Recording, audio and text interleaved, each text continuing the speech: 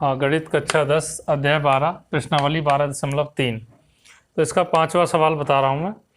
यहाँ लिखा है भुजा 4 सेंटीमीटर वाले एक वर्ग के प्रत्येक कोने से 1 सेंटीमीटर त्रिज्या वाले वृत्त का एक चतुर्थांश काटा गया है। देखो यहाँ पे जो ये वर्ग है, वर्ग मतलब ये जो स्क्वायर है वर्ग है, इसकी जो भुजा है वो 4 सेंटीमीटर है। तो हम यहाँ पे लिख लेंगे 4 सेंटीमीटर। ये सभी 4 सेंटीमीटर की भुजा हो जाएंगी क्योंकि वर्ग की सभी भुजाएं बराबर होती हैं। ठीक है, 4 सेंटीमीटर। अब ये कह रहे हैं कि इसके प्रत्येक कोने से 1 सेंटीमीटर त्रिज्या वाले वृत्त का एक चतुर्थांश काटा गया। चतुर्थांश बता देता हूँ मैं। जैसे ये वृत्त है, इसको मैंने इस तरह से बांट दिया, तो इसका ये जो एक टुकड़ा है इसको बोलते हैं चतुर्थांश। 1/4 1/4 ये होता है चतुर्थांश। तो यहाँ पे ये इस कोने को अगर मैं ऐसे बढ़ा दूँ, देखो ऐसे बढ़ा दूं तो ये ऐसे ही बन जाएगा कि नहीं, एक चतुर्थांश है इसका। तो ये अब जो है 1/4 होता है इस सर्कल का, एक वृत्त का। ठीक है, अब यहाँ पे कह रहे हैं तथा बीच में 2 सेंटीमीटर व्यास का एक वृत्त भी काटा गया है। ये जो है इसका जो व्यास है यहाँ से यहाँ तक, ये कितना है, 2 सेंटीमीटर है। तो इसकी जो त्रिज्या हो जाएगी वो 1 सेंटीमीटर हो जाएगी, 1 सेंटीमीटर त्रिज्या। ठीक है, तो अब ये जो है ये भी क्या है, ये 1 सेंटीमीटर त्रिज्या वाले थे, ये छोटे वाले। यहाँ से यहाँ तक कितनी है, ये भी 1 सेंटीमीटर, 1 सेंटीमीटर त्रिज्या। ठीक है, ये 1 सेंटीमीटर और इसकी त्रिज्या भी 1 सेंटीमीटर है। यानी कि ये जो 4 टुकड़े हैं, ऐसे 4 टुकड़े मिलके एक वृत्त बना देंगे। इन चारों से मिलके क्या बन जाएगा, एक वृत्त। अब उसका भी व्यास 2 सेंटीमीटर होगा क्योंकि 1 सेंटीमीटर त्रिज्या है, इसकी भी 1 सेंटीमीटर त्रिज्या है। तो ये वाला वृत्त और इन चारों टुकड़ों से मिलके बना वृत्त, दोनों वृत्त बराबर होंगे इस हिसाब से। ठीक है, तो अब हम यहाँ पर लिखेंगे हल। पहले और क्वेश्चन में क्या बोला है ये और देखें। तो आगे लिखा है जैसा कि आकृति में दर्शाया गया, ये आकृति में जैसा दिखाया गया, वर्ग के शेष भाग का क्षेत्रफल ज्ञात कीजिए। वर्ग के शेष भाग का क्षेत्रफल मतलब ये है कि इस वर्ग में से ये चारों इससे हटा दो और ये बीच में से जो सर्कल वृत्त है इसको हटा दो, तो बाकी का ये बचेगा छायांकित भाग। ये पता करना है हमें। ठीक है ना, चलो ठीक है, सॉल्व करते हैं।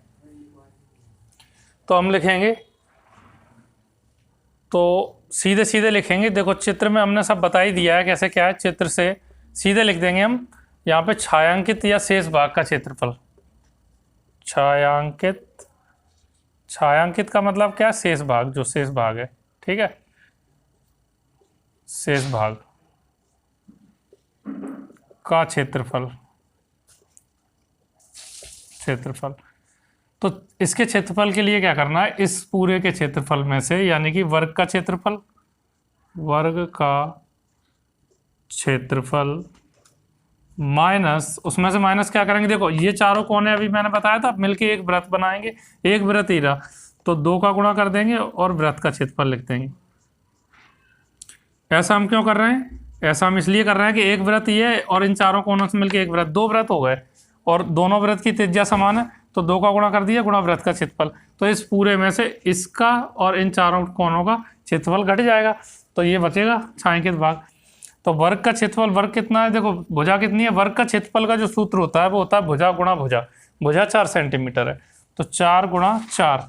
ये ध्यान रखना, वर्ग का जो क्षेत्रफल होता है इसका सूत्र होता है भुजा गुणा भुजा। भुजा कितनी है, 4, तो 4 गुणा 4 माइनस 2 गुणा, अब वृत्त का क्षेत्रफल क्या होता है, पाई आर स्क्वायर। तो देखो 4 गुणा 4 कितना होगा, 4 चौको 16 लिख देते हैं, माइनस देखो 2 गुणा पाई का मान रख दो 22/7 गुणा आर। देखो आर जो है, आर यहाँ पे कितनी है, 1, इस इनकी आर जो त्रिज्या कितनी है, 1, तो 1 का वर्ग यानी 1 गुणा 1। 1 से तो कोई फर्क नहीं पड़ेगा, 1 1 हम 1 ही रहेगा और 22 1 हम 22। ठीक है, तो इन दोनों का गुणा कर लो, 22 दूनी 44, 16 माइनस 22 दूनी 44/7। ठीक है, इसको हल कर लो, इसके नीचे 1 मान लो, तो इसका गुणा कर दो, 7 × 42 की 2, 4 आसे लाई, 7 × 7 4 11, माइनस 44 का इसमें गुणा करेंगे 44/7 का 1 में, 7 1 7, तो 12 में से 4 गए तो 8 बचेंगे। ठीक है, और यहाँ रह गया कितने, यहाँ पे 10 रह जाएंगे, अब 10 में से 4 गए तो 6। ठीक है, और बटे 7 सेंटीमीटर का स्क्वायर।